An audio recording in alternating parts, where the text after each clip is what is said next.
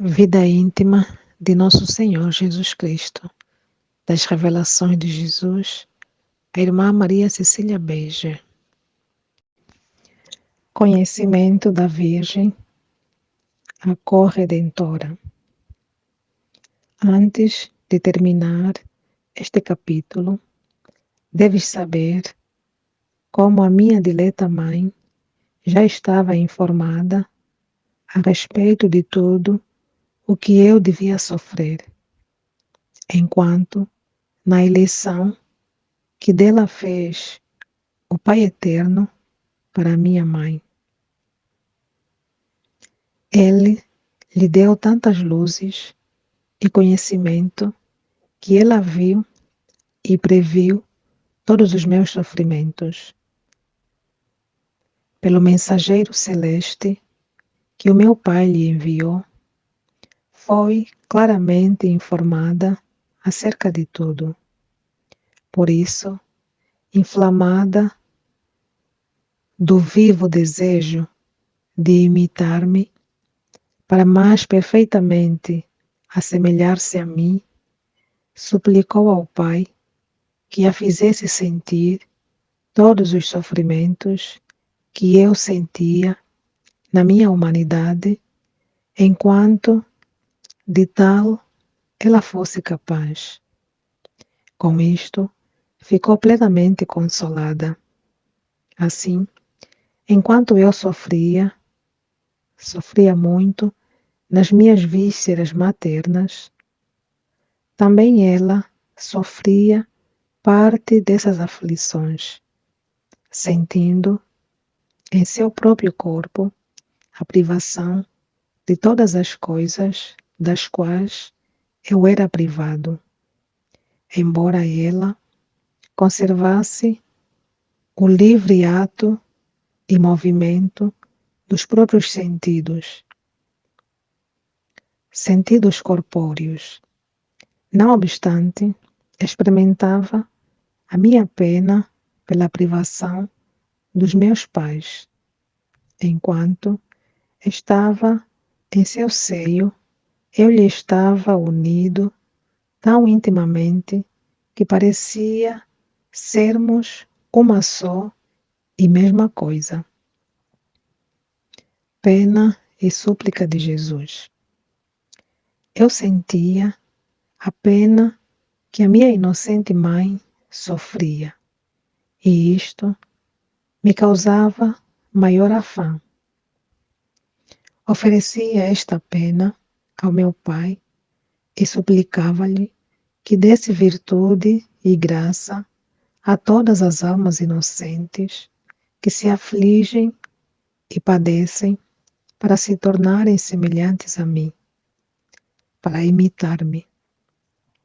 O meu Pai se comprazia muito nisto e prometeu-me uma graça superabundante para todas as almas acima mencionadas, até mesmo ter por elas cuidado mais especial e dar-lhes particular proteção, manifestando querer premiar e remunerar-lhes os padecimentos com imensa glória e aceitá-las e recebê-las com toda a complacência própria da sua infinita bondade e condescendência. Falarei em outro lugar de quanto mereceu nestes sofrimentos a minha dileta mãe. Exortações à esposa. O que agora quero dizer-te é que procures imitar-me naquilo que te manifestei no capítulo presente. Falo-ás privando-te de todas as coisas que possam trazer satisfação aos teus sentidos. Não só satisfação pelo que pertence a coisas pecaminosas, mas ainda das coisas que te parecem lícitas e não me ofendem, porque, como me imitarias se te privasse apenas daquelas e não destas? Já ciente de quanto me mortifiquei, permanecendo privado de tudo por amor ao homem e para se satisfazer pelos seus delitos, ora, deves imitar-me enquanto o comportam o teu estado e condição. E tanto mais deves fazê-lo, porque imitas assim o teu esposo. E depois o mérito será teu e será descontado das tuas faltas. Enquanto eu o sofria por vós, outros não precisando disto para mim mesmo. E o mérito era todo por aqueles pelos quais eu sofria, embora bem visse que sofria pelos meus irmãos ingratos e até mesmo rebeldes, e pelos meus inimigos. Não obstante, fazia-o de bom grado e em perfeita semelhança ao meu Pai. Imita-me nisto, esposa caríssima, oferecendo os teus sofrimentos, as tuas mortificações ao meu Pai, unidos aos meus sofrimentos e aos meus méritos. Assim, adquirirão valor em favor de todas as almas privadas das graças divinas, estando em pecado, e ainda por todos os que sabes de serem contrários. Reza por eles com fervor maior e oferece com mais boa vontade as suas penitências por eles. Assim, agradarás ao meu Pai e receberás cada vez mais graças e virtude. Desejo e repugnância de Jesus. Havia já passado o tempo determinado para estar nas vísceras maternas, e tendo de vir à luz e viver fora daquelas estreitezas, é, ele está a referir-se, né, ao estar no ventre de Maria. Encontrei-me animado de desejos e repugnâncias. Queria vir à luz e começar a sofrer mais para a salvação do gênero humano. Repugnavam, no entanto, a minha humanidade tantos padecimentos que via preparados para mim. Desejava sair dessas limitações, mas experimentava repugnância em deixar o abrigo que aceitara e me era grato.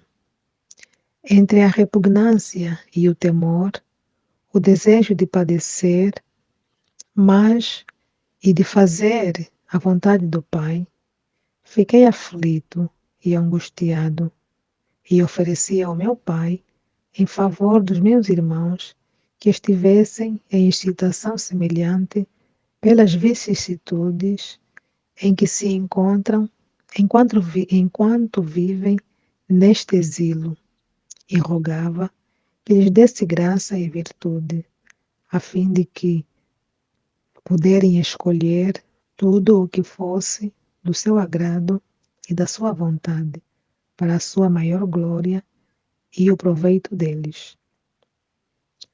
Valor da sua vida no seio de Maria. Sabe, pois, esposa caríssima, que nesses 9 meses no seio materno, essa foi a minha ocupação interna, enquanto no exterior não era apto a fazer obra alguma, somente no interior agia então. Sofria, porém, quanto à minha humanidade, aquilo que neste capítulo te disse. Parecer-te-á que tudo o que te mostrei seja muito pouco em relação ao período de 9 meses. Mas sabe, caríssima esposa, que as minhas orações, as minhas súplicas e os meus oferecimentos feitos a meu Pai não eram como os teus e os dos outros. Não. Poucas horas de oração vos parecem muitas. Com poucas súplicas e poucos oferecimentos, parece-vos terdes satisfeito.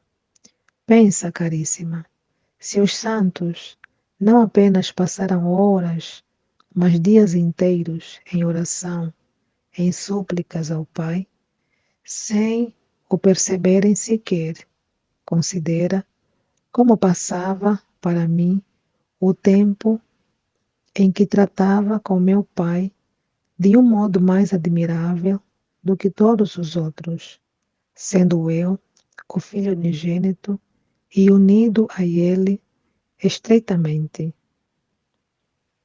E depois renovava, de vez em quando, todos esses atos que te referi, pois, cada vez que os repetia e renovava, agradava muito ao meu Pai e conquistava maior mérito e graça para os meus irmãos.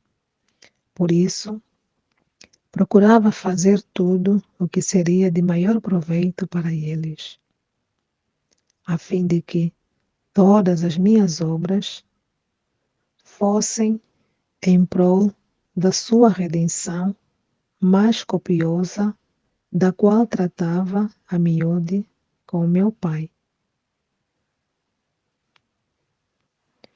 Consolações e amarguras. Eis, esposa caríssima, o que se deu no meu interior enquanto vivia no seio da minha mãe e enquanto eu sofria. Sabe que, em tudo, eu agia com alegria e sofria de bom grado pela salvação do gênero humano e pela glória do meu Pai.